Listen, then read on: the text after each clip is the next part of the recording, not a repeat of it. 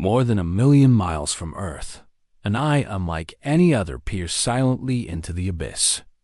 The James Webb Space Telescope, heralded as the most powerful observational tool humanity has ever built, has been sending back images so stunning, so revealing, and so precise that they threaten to rewrite everything we thought we knew about the cosmos. But here's the part that no one's talking about.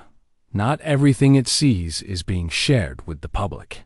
Some of its most haunting discoveries are buried in technical papers or quietly omitted from press briefings.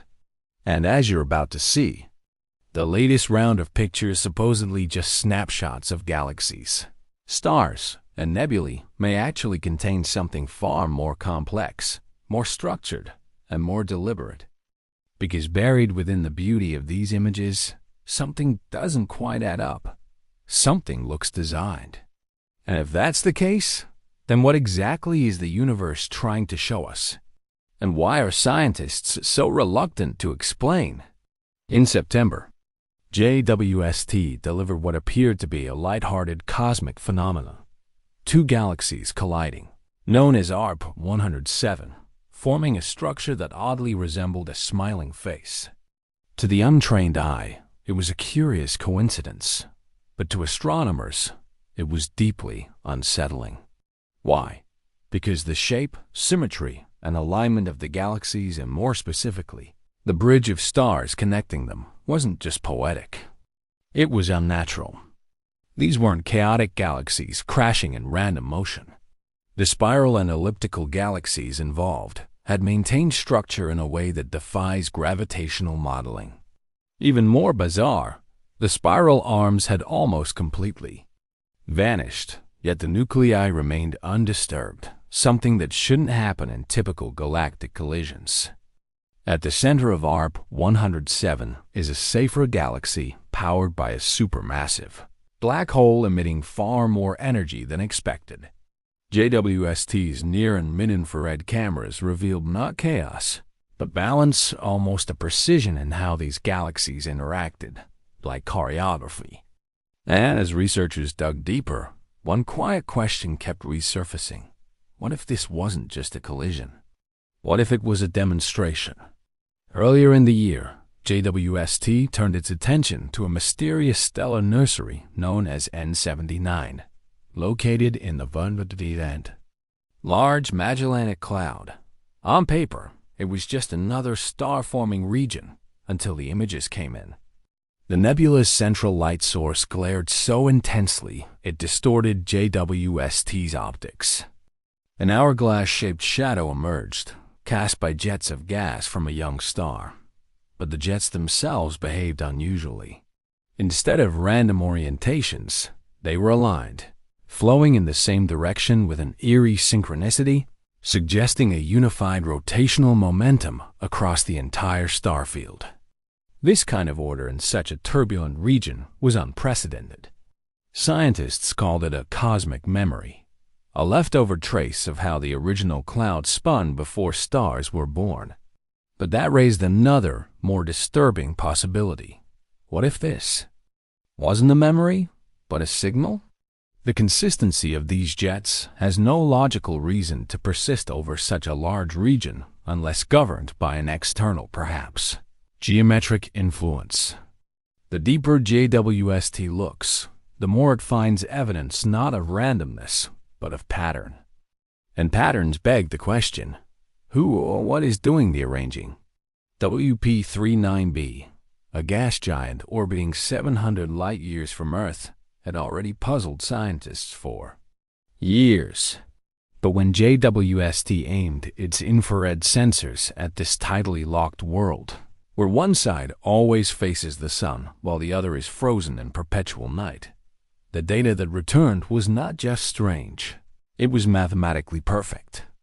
The twilight zone, where day turns to night, exhibited a consistent temperature gradient that defied known atmospheric models. But it wasn't just the heat distribution, it was the cloud behavior. The side facing sunrise was denser with clouds. Clouds made of condensed gases like sulfur dioxide and water vapor, while the evening side was almost entirely clear as if something was orchestrating a reset cycle at the same rotational interval. Even the wind patterns behaved in a way that appeared engineered. The data suggested that heat transfer across the planet was too efficient, like the atmosphere itself had been designed to balance extremes.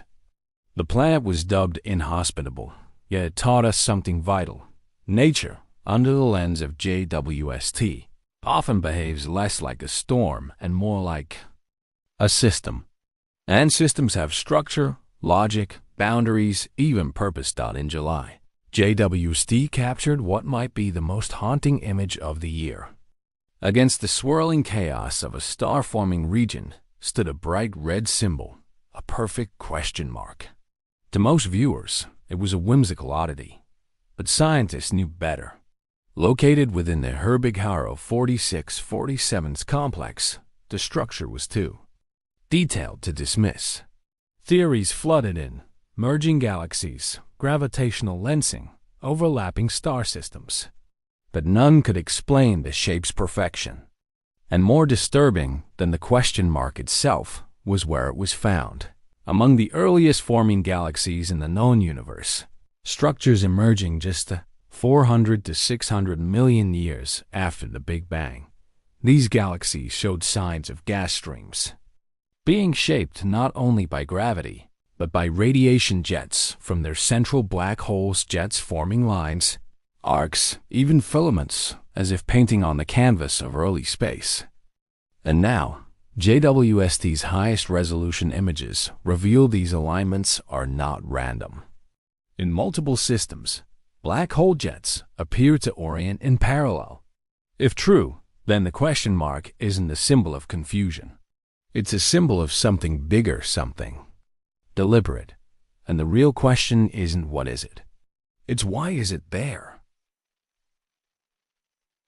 It's why is it there? When James Webb peered into the cosmic dawn, the era just after the Big Bang, what it found defied not just expectations, but the very foundation of cosmology. Galaxies forming just 400 to 600 million years after the birth of the universe should have been chaotic, clumpy, irregular clouds of gas. But JWST revealed something else entirely: massive, mature-looking galaxies with rotational symmetry, dense star populations, and most disturbingly clear evidence of structure. According to every model we've ever built, these galaxies shouldn't exist yet. They're too big, too organized, and too evolved. And the deeper JWST looks, the more of them it finds. Scientists initially thought they'd made an error: redshift miscalculations, data artifacts. But the consistency of the observations forced a terrifying possibility. Our timeline is wrong. Either the Big Bang happened much earlier than we thought, or galaxy formation doesn't obey the rules we've believed for nearly a century. And if these galaxies are real, mature, and aligned in ways we can't explain, then someone or something started organizing the universe much earlier than we were supposed to notice. Most people think brown dwarfs are the silent failures of star formation, too big to be planets, too small to shine. But JWST revealed they're anything but silent. In a pair of nearby brown dwarfs, WISE 1049a and WISE 1049b, the telescope detected turbulent, towering storms in skies filled with hot silicate clouds, essentially vaporized sand suspended in atmospheres of chaos. These failed stars rotate so rapidly, completing full spins in just 5 to 7 hours, that their atmospheric layers ripple like oceans in a hurricane. But what truly shocked scientists were the light curves. The fluctuations weren't random. They pulsed. They echoed like rhythmic breaths from an object that shouldn't breathe. Some researchers began to speculate. Were we witnessing something deeper? Perhaps the internal convulsions of matter not fully understood. Or worse, could these patterns mimic something else? Something that naturally resonates like a signal? What JWST captured wasn't just weather. It was a heartbeat. And if brown dwarfs can pulse like that, what else is out there, hidden in silence, waiting for us to look closely enough to hear it. Everyone forgot about Neptune. It's cold. It's distant. It's isolated. But when JWST turned its infrared gaze toward the icy giant, it uncovered something extraordinary. Its faint ring system, last photographed clearly over 30 years ago, appeared in brilliant detail, showing arcs of dust with names like freedom and equality. But even more baffling was what shone brightest in the image, not Neptune, but its moon, Triton. Triton gleamed like a beacon, reflecting more sunlight than any object in the solar system due to its nitrogen ice shell. But that reflectivity was only the beginning. Scientists now suspect that beneath Triton's frozen surface, there may be a subsurface ocean, potentially, warmed by internal gravitational interactions or leftover heat from an ancient collision. And what's more, Triton orbits backward, in retrograde. That orbit suggests it wasn't born with Neptune. It was captured, possibly from the Kuiper Belt, possibly from beyond. And if Triton is a captured world, actively geologically alive, with cryovolcanoes and subsurface liquid, then it may not just be a moon. It may be a message in ice, a remnant of something older than our solar system, hiding beneath a surface so reflective it dares us to look deeper. The final piece of the puzzle may not lie in the stars or galaxies, but in the shapes we see, the strange symmetry in jets, the coordinated orientations of galaxies, the hourglass shadows in nebulae, and of course, the literal question mark hanging in the sky. Scientists like to dismiss patterns. Pareidolia, they call it the brain's tendency to find faces or meaning in chaos. But JWST is not a human eye. It doesn't hallucinate. Its sensors are built to detect structure, to isolate wavelengths and read data free of interpretation. And still, it finds shape. It finds order. And now, whispers among the scientific community have begun to grow.